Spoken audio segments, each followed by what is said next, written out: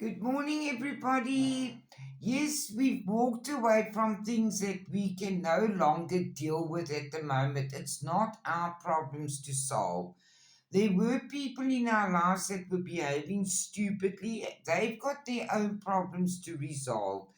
And we are now being protected and we are being given the peace and the stability by our angels and spirit guides.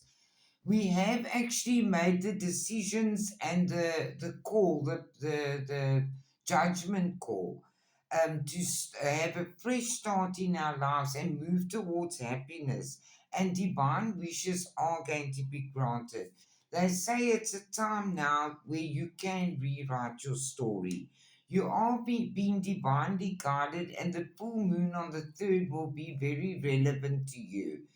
Don't be tempted to lower your standards. You will be getting balance and erasing your money, and they want you to treat your body as the palace it is. Whatever you ask Him for will happen for you in a very happy way. You have great worry over nothing. You are on the road to success. Open up your eyes and your heart to receive. um, Freedom is yours. There's a new chapter beginning for you. So keep your life in balance, and there's new business opportunities and bright prospects coming your way, coming with love and guidance from your loved ones and the angels in heaven. They say your miracles are endless.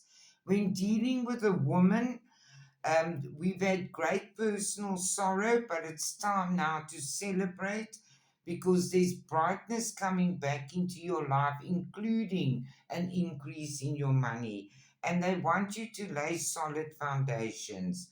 You're going to find loyalty and love and peace in your relationships, and you're going to receive news, very important news about something you're very passionate about, and they say there is always enough. Someone new is entering your life. It's going to bring you fun and enjoyment, and um, they will also be bringing you money and good luck. And the animal card says, take a leap of faith, smile and be yourself. And they say, surround yourself with love. Have a lovely Saturday, everybody. I love you all.